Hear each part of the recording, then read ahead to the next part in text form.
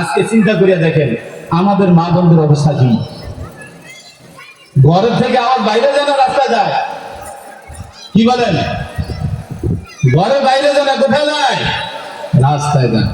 কোথায় আসবে শান্তি? আমি সাহেব শুয়ারের মতো ঘুরি, আমার মেয়েদেরকে পাঠিয়ে দিচ্ছি, আমার স্ত্রীকে পাঠিয়ে দিচ্ছি কোথায়? মার্কেটে। যাও, পছন্দ করে নিয়ে যাও, পছন্দ করে তোমার মার্কেট আনো। মহিলার দোষ কি? আমি তো এখতিয়ার দিয়েছি। এটার নাম তো মহিলা নয়।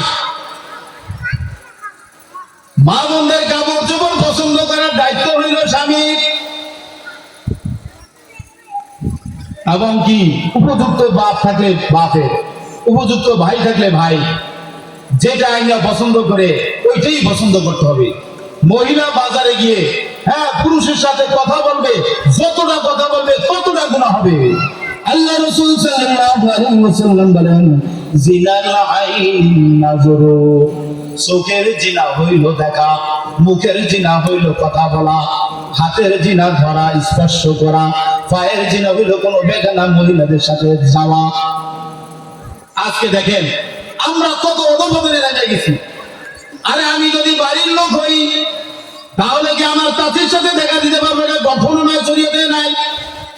আমি একজন বাড়ির লোক, তারপরে আমার চাচির সাথে আমি দেখা দিতে পারবো না। আমার বাড়ি অন্য মহিলাদের সাথে, যাদেরকে বিবাহ করা বৈধ, এদের সাথে আমি দেখা দিতে পারবো না।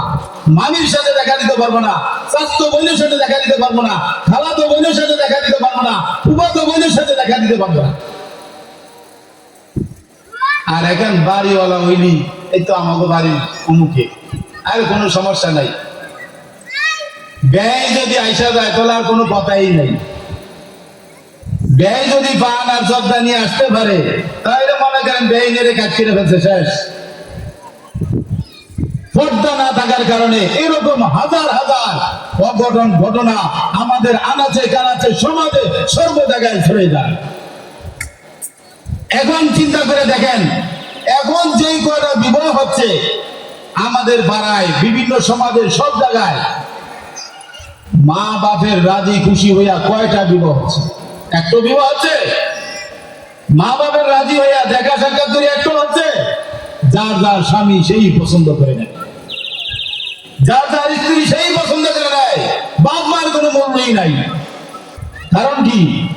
আমাদের মা বোনদেরকে আমরা ইসলামী অনুযায়ী চালাইতে পারি না, কোরআনের অনুযায়ী চালাইতে পারি না, হযরতে আয়েশা সিদ্দিকা রাদিয়াল্লাহু আনহার তরিকায় চালাইতে পারি না, হযরতে ফাতেমা রাদিয়াল্লাহু তাআলা আনহার তরিকায় চালাইতে পারি না।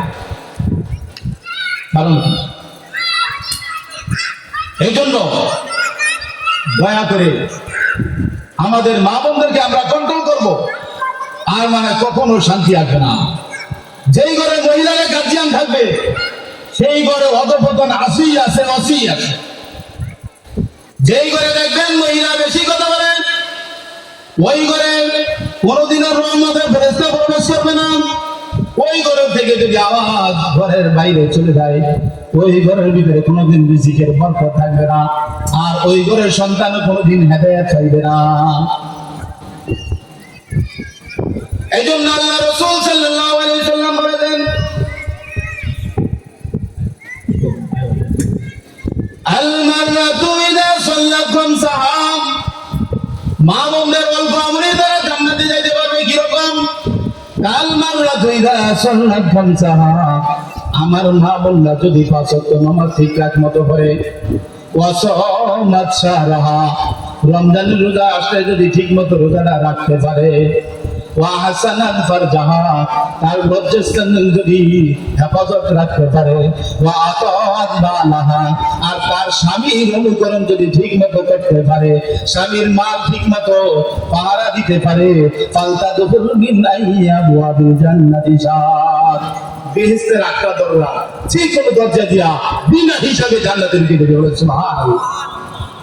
আজকে আমাদের মা বোনরা ঘর থেকে বাইরে কয়জনের থেকে অনুমতি নেয়? আসেনি? আছে? আপনিও স্বামীর অনুমতি নিয়ে, স্বামীর অনুমতি না নিয়ে যদি আপনি তালিমে যান, আপনি ওয়াজ শুনতে যান, যে কোনো নেক কাজই করেন, এইটা গুনার দ্বারা পরিণত হয়ে যাবে। গুনাহ দ্বারা পরিণত হয়ে যাবে। কথা বুঝা আসছে? আল্লাহ রাসূল সাল্লাল্লাহু আলাইহি সাল্লাম বলেন যে দুনিয়াতে যদি কারোর জন্য সিজদা না বৈধ করতাম তাহলে আগে স্ত্রীকে বলতাম স্বামীর জন্য সিজদা করো, তোমার জন্য স্বামী সবচেয়ে বড় নেয়ামত। স্বামী ছাড়া মহিলারা অনেক অসহায়, স্বামী কিন্তু দুনিয়ার ভিতরে বড় নেয়ামত। আর এই স্বামীকে অনেকে পাত্তাই দেয় না। স্বামীর মা বাপ তুলে 14 গোষ্ঠী তুলে গাই দেয়, আছে না? আছে। স্বামীর সাথে কি আচরণ করে হাদিসের মধ্যে আছে, আল্লাহ রাসূল সাল্লাল্লাহু আলাইহি ওয়াসাল্লাম বলেছেন যেই মহিলাকে তার স্বামী রাত দিয়েছে রাতে শোয়ার সময়,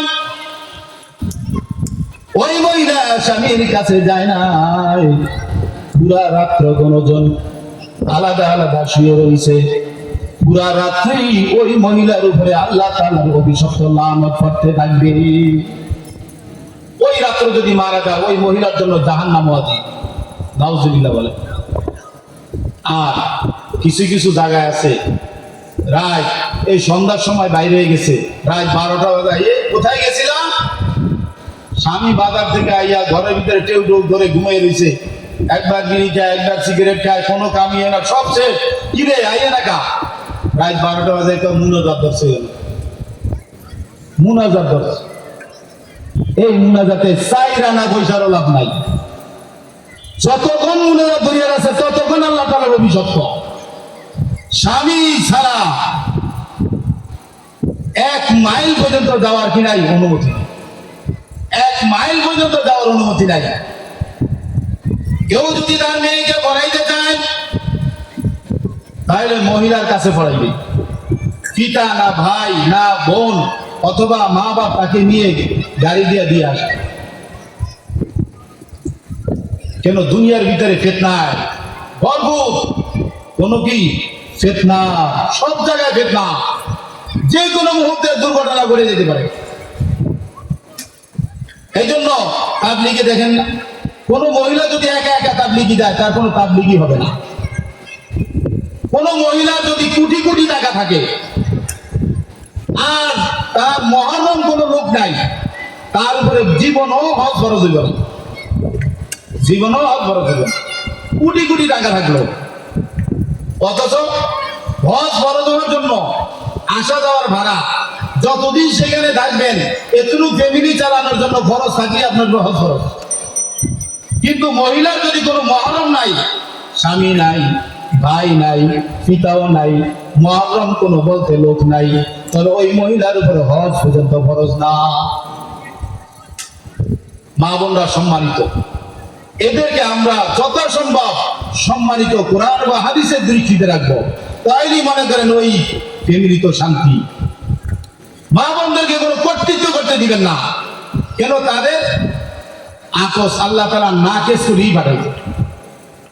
তাদের আকল জ্ঞান তাদের নাকেস, যে কোনো জায়গায় তারা ভুল ত্রুটি করে ফেলবে, যে কোনো জায়গায় তারা পেঁচ লাগিয়ে দেবে। এই জন্য এটা থেকে সতর্ক থাকতে হবে। আল্লাহ রাসূল সাল্লাল্লাহু আলাইহি ওয়াসাল্লাম যখন মেরাজে গিয়েছেন সেখানেও আল্লাহ রাসূলকে জাহান্নাম এবং জান্নাত দেখানো হয়েছে। জাহান্নামের ভিতরে অধিকাংশ মহিলাদেরকে দেখা হয়েছে, বলে নাউজুবিল্লাহ। কেন? মহিলারা একসাথে হইনি, বিভিন্ন ইরান তুরানের কাহিনী, গীবত, শিকায়াত, সর্বদা যা কিছু আছে সব কিছু বলতে থাকে। একজন ব্যক্তি গীবত যদি বলে আরেকজনের, তাহলে সে তার ভাইয়ের গোশত থেকে, এবং গীবত বলার দ্বারা, গীবত শিকায়াত করার দ্বারা নিজের আমলগুলো বরবাদ হতে থাকে। কথা বুঝা আসছে? এই জন্য যতদিন আমরা মা বোনদেরকে ঠিক না করতে পারবো ততদিন দুনিয়াতে শান্তি রাখা যাবে। যতদিন সংসদ থেকে, রাষ্ট্র থেকে মা বোনদেরকে না নামাইতে পারবো, রাষ্ট্রের ভিতরে কখনো শান্তি খুঁজে পাইবেন না,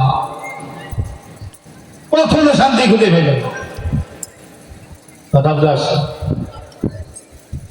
এই জন্য আমরা দোয়া করি আমাদের দেশের রাষ্ট্রতে যাতে একজন পুরুষ লোক আসে, যোগ্য পুরুষ লোক।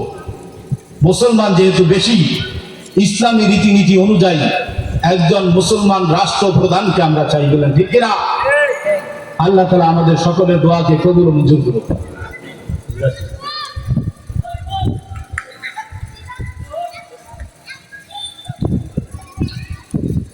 আল্লাহ তাআলা কোরআনের ভিতরে বলেন, ইন্নাস সামআ ওয়াল বাসারা ওয়াল ফুআদা কুল্লু উলাইকা কানা আনহু মাসউলা। আমরা অনেক যুবক ভাইরা আছি, মহিলাদের কথা শুনতে খুবই স্বাদ। কথা বুঝাস? এই কান হলো আল্লাহ তাআলার একটা নিয়ামত।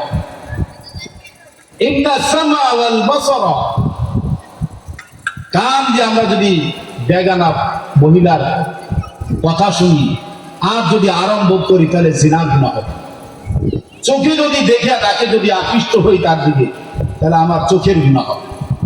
কলব যদি তার দিকে ধাবিত হয় তাহলে আমার কলবের গুনাহ হবে।